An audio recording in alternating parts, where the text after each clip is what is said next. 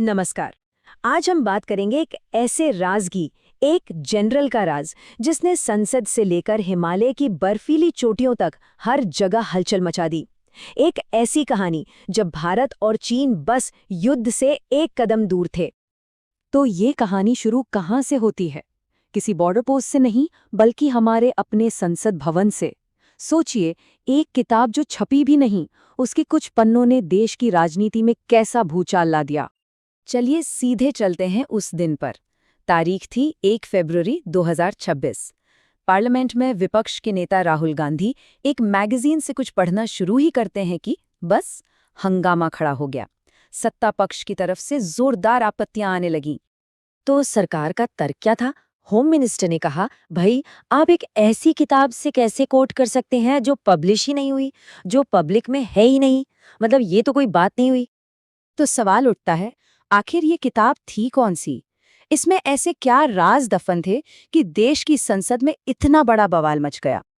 ये किताब है पूर्व army chief general M Naravane की मेमोयर 4 स्टार्स ऑफ डेस्टिनी।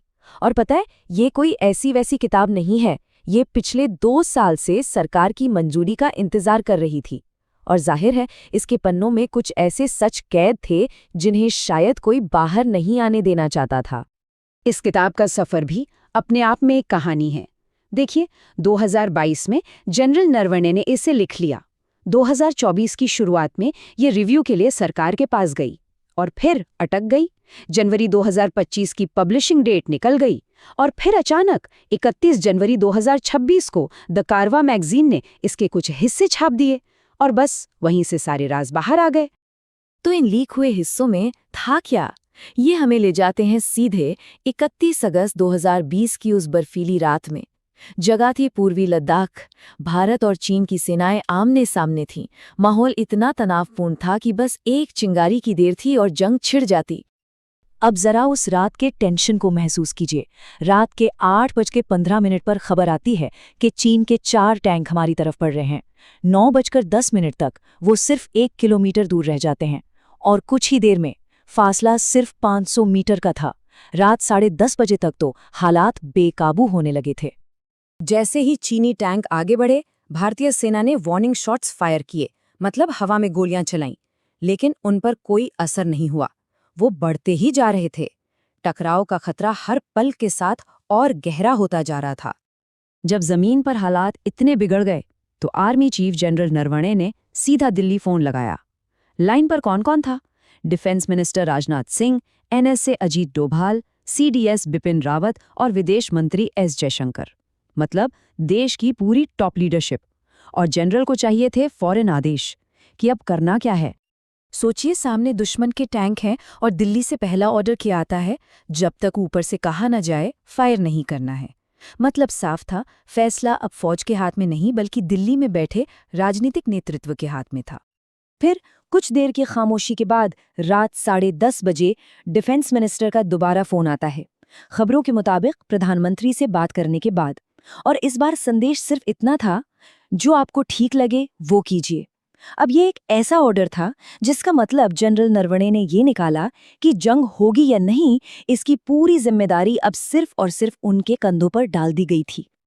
लेकिन यहाँ एक बड़ा सवाल खड़ा होता है, आखिर जमीन के इस एक टुकड़े चुशल सेक्टर में ऐसा क्या खास था? क्यों 2 न्यूक्लियर पावर वाले देश इसके लिए जंग के मुहाने पर आ खड़े हुए? देखिए, चुशल सेक्टर को लेह का गेटवे माना जाता है और चीन के नजरिए से देखें तो अगर चुशल पर कब्जा हो गया तो लेह तक पहुंचना उनके लिए बहुत आसान हो जाएगा। और लेह, जैसा कि हम जानते हैं, पूरे इलाके में भारत के लिए सबसे जरूरी स्ट्रेटेजिक पॉइंट है। और इसकी अहमियत सिर्फ इतनी ही नहीं है। यहाँ की जमीन समतल है, मतलब टैंकों की मूवमेंट के लिए परफेक्ट। यहाँ एक एयर स्ट्रिप भी है और लेह तक जरूरी रोड लिंक्स भी। और हाँ, 1962 की जंग में भी ये चीन के मुख्य टारगेट्स में से एक था। और ये सब हो रहा था गलवान घाटी की झड़प के सिर्फ 2 महीने बाद। और यहीं से जनरल नरवणे की किताब का सबसे बड़ा और शायद सबसे विवादास्पद पॉइंट सामने आता है।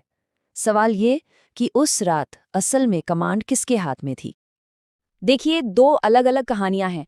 पब्लिक में सरकार का क्या स्टैंड था? यही कि सेना को खुली छूट दी गई है, हम घर में घुसकर मारते हैं। लेकिन जनरल की किताब के मुताबिक असलियत क्या थी? एक आर्मी चीफ पूछ रहा है, मेरे लिए क्या ऑर्डर्स हैं? मुझे एक साफ साफ आदेश चाहिए। ये दोनों बातें एक दूसरे से बिल्कुल मेल नहीं खाती।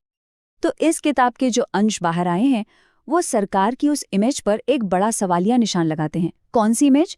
एक मजबूत और निर्णायक सरकार की, जो नेशनल सिक्योरिटी पर तुरंत फैसले लेती है। ये अंश इशारा करते हैं कि शायद उस रात, उस क्रिटिकल मोड़ पर पर्दे के पीछे कहानी कुछ और ही चल रही थी। तो अब जब तक ये किताब छपकर सामने नहीं आ जाती और सरकार इस पर अपना आधिकारिक पक्ष नहीं रखती, एक सवाल हवा में तैरता रहेगा।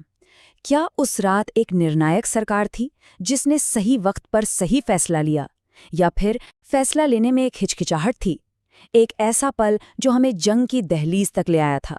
सच क्या है, इसका जवाब तो वक्त ही देगा।